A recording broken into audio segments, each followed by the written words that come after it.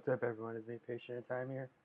Today I'll be showing you, and I should say telling you, the patch notes for Battleborn June 14th, 2016 to 1.03.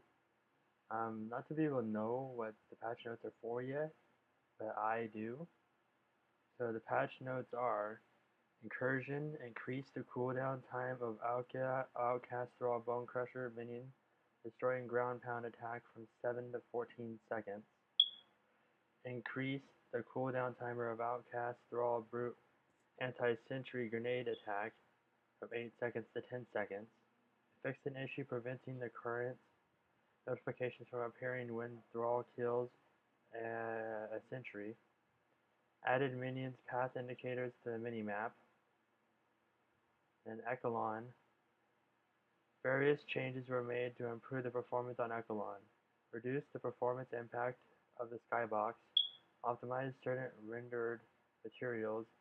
Slightly reduce the size of the pillars between two stairways on the main approach to the first sentry. Moved the MX Elite bot spawners, which I kind of liked. Increased the total value of shards available in Echelon to bring more consistency to incursion maps Echelon. I'm in the maps economy. Moved several small and medium ground shards, added a few more medium shard clusters, that's nice. Modified some collision to prevent players from being able to attack the first sentry without being targetable by the sentry. Cleaned up geometry to remove some toe traps. Okay then. Removed several maps escapes that allow players to get below the map. Improved bot pathing. Overgrowth. Various changes were made to improve the performance on Overgrowth. Modified some dynamic lights. Added some geometry to prevent players from easily attacking the enemy's second sentry from supply station room. Fixed an issue that allowed certain characters to teleport through the shield sniper breach walls. Wow. Thank you. Reduce the total value of shards available in Overgrowth to bring more consistency in the Incursion's map economy. Remove 2 medium shard clusters. Fixed an issue that allowed the sentries to shoot through the shielded sniper. Wow. Added some collision to prevent certain characters from getting into unintended locations. It's a lot on Overgrowth. I won't be reading them all, but I'll read most of them for you guys, and I will provide a link in the description for all of these sources. It's Gearbox forums, but I'll post a link for it for you guys. Meltdown. Added minion path indicators on the minimap. Cold Snap. Various changes were made to improve performance on Cold Snap. Reduced the performance impact of the skybox. Removed some dynamic lights. Removed some unnecessary meshes. Moved the 2 large shard clusters that were near the MX Elite bot spawners. Added some geometry to the top of the several stairways to match the collision. Paradise. Changed the cliffs besides the grinders on land A into pathways. Added the geometry to prevent players from getting on top of the first grinder on land A. Improved the collision of all grinders.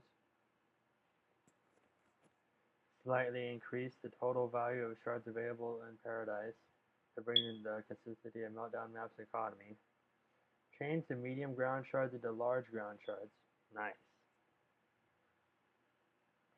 Capture. I think we're going to be almost done. Besides performance issues for like PC, and they actually did fix 3 characters. So we'll get to that in a second. Capture. Outback.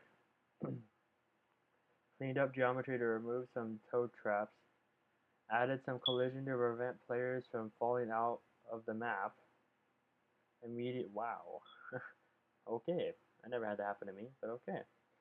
Add some collisions to prevent players from entering the terrain between points A and point B. Improve bot pathing. That's pretty good. Temples. Various changes were made to improve the performance on temples. Remove some dynamic lights, optimize certain rendered materials, cleaned up geometry and to remove some toe traps. A lot of toe traps apparently.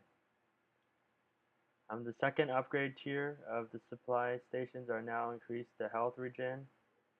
Granted, instead of providing a small damage boost buff, they're okay. I didn't know they did that in the first place, but campaign changes. Fix the rare visual issue with the wave countdown timer and defense point maps. Okay, now we're on the three characters, guys. Alani. Fix an issue causing Alani's crosshairs to temporarily disappear after rejoining the game. That happened to me a lot. Thank you, Gearbox. Fixed an issue that prevented Alani's Water Monk title from displaying on as an icon. If you guys didn't know, when you put Water Monk on, it only said Water Monk under your name. It didn't have a picture there at all. So now there's a flower there. So yeah. Now Melka adjusted the audio of Melka's custom machine pistol. It sounds a lot better now. It sounds cool. Shane and Oryx fixed the visual issue with the chain in Shane and Oryx fetch. That was kind of weird. I don't know if you guys ever noticed it or not, but then all the rest are just performance issues. That there's a lot of them, so I don't want to go into that. But that's pretty much it. Well, thank you guys for watching today's video, and have a nice day.